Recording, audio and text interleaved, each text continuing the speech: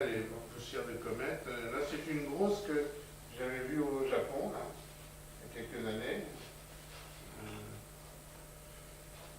Voilà une très grosse météorite de 35 tonnes au musée of Natural History à New York, que je vous conseille de voir. Si vous êtes à New York, il y a une très grande salle d'astronomie aussi, c'est passionnant. Bon, différents types de météorites, c'est un peu comme pour les astéroïdes, hein. Il y a les métalliques, les rocheuses, et les moitiés, c'est les métallo-rocheuses, c'est les modèles. Hein. Et justement, ces météorites, ce qu'on appelle, qui sont à la fois rocheuses et métalliques, c'est des palacites, généralement. Et c'est très bon, c'est cher, hein, bien sûr, parce qu'on en a très peu. Mais c'est merveilleux à voir. Je ne sais pas si j'en ai. Je dois avoir une ou deux photos. Voilà, typique une météorite ferrique, les plus faciles à trouver, hein, parce que bon, ça se trouve aussi avec un aimant. Hein. Et on voit que c'est une météorite ferrique quand on le découpe et qu'on l'attaque à l'acide. Bon, c'est un peu compliqué, vous ne pouvez pas faire ça vous-même. Hein.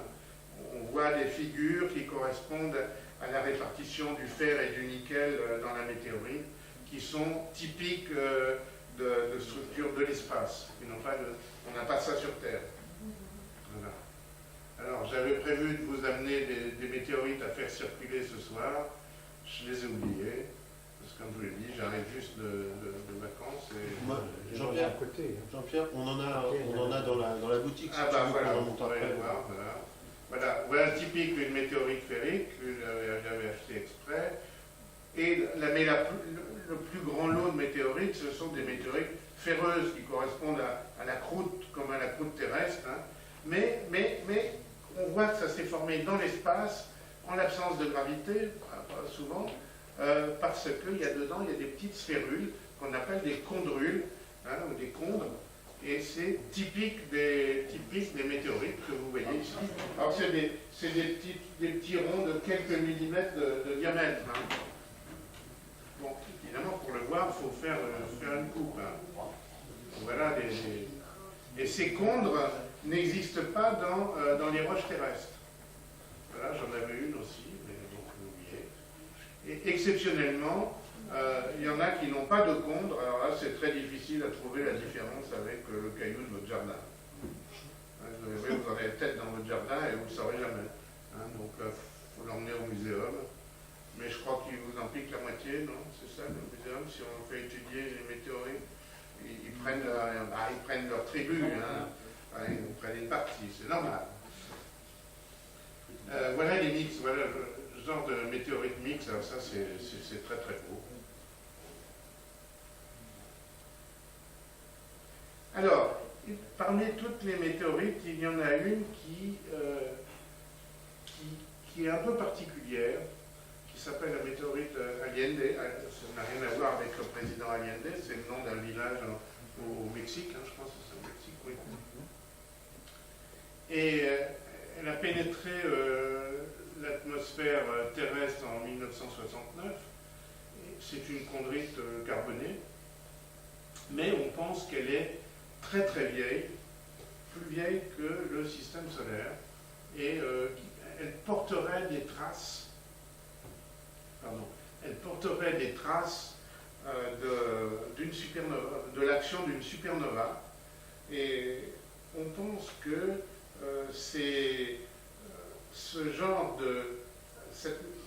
comment je vais exprimer ça? On pense que le système solaire s'est créé suite à l'explosion d'une supernova dans notre voisinage, et que ça a favorisé la compression de matière qui a donné naissance au système solaire. C'est un peu bon. Entre parenthèses, ceux qui s'intéressent aux météorites, la prochaine conférence mensuelle de la SAF, qui est le deuxième mercredi de mai, c'est sur les météorites, par Mathieu Gounel, un grand spécialiste du Muséum d'histoire naturelle. Donc si ça vous intéresse, c'est gratuit. Conférence de la SAF au FIAP, c'est le 13 mai. 15 mai. C'est le deuxième mercredi, le 15 mai. D'accord. Le 15 mai, au FIAP, 30 rue Cabanis, à côté des Fous, là, à côté de l'hôpital Sainte-Anne. Et ça commence à 8h30. Ça vaut vraiment le coup parce que c'est un grand spécialiste. Donc, il y a, pour terminer sur les météorites, on pense qu'il y a des météorites un peu spéciales qui pourraient provenir de Mars ou de la Lune. Alors, c'est possible, parce que quand il y a un impact sur Mars, ben, la gravité sur Mars est plus faible que sur Terre. Il y a possibilité pour qu'il y ait de la matière qui s'éjecte et qu'on recueille sur Terre. Voilà. Alors, comment peut-on être sûr que ce sont des météorites de Mars ou de la Lune? Ben, c'est facile. Mars et la Lune, on y a été. On connaît la composition du sol, on connaît la composition de l'atmosphère. Quand on étudie ces météorites, il y a des petites bulles d'air dedans. Et bien, c'est exactement la même composition. Voilà. Donc, là, il n'y a pas beaucoup de doute. Alors, bon, ça, on va oublier.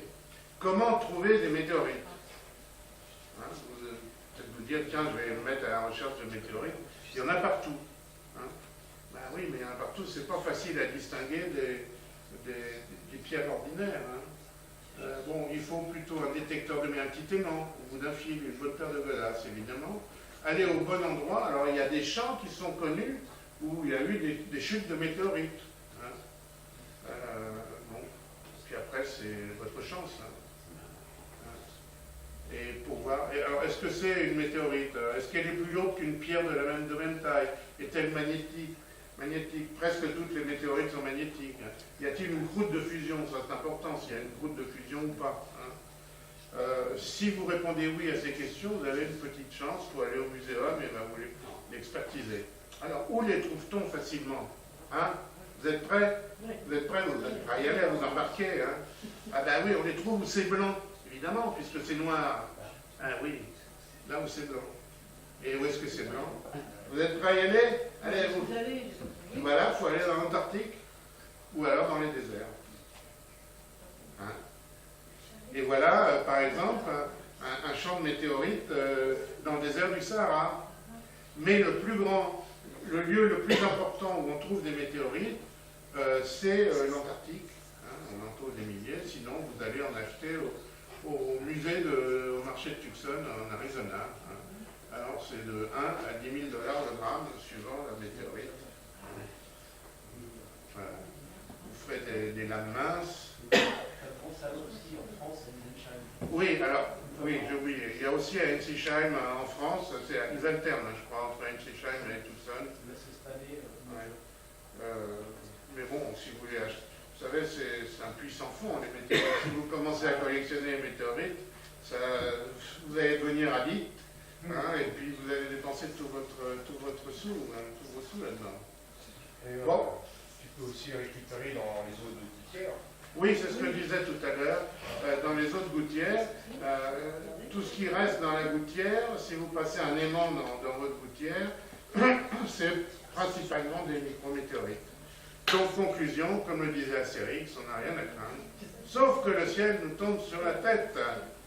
Voilà, je vous remercie.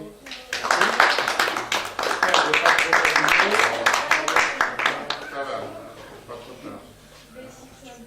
Donc la prochaine fois, je ne sais pas quelle date c'est, le 25 mai, je vous l'ai montré tout à l'heure. La prochaine fois, je vous parlerai, pour ceux que ça intéresse, alors là, ça va être un sujet tout à fait différent, des planètes extrasolaires.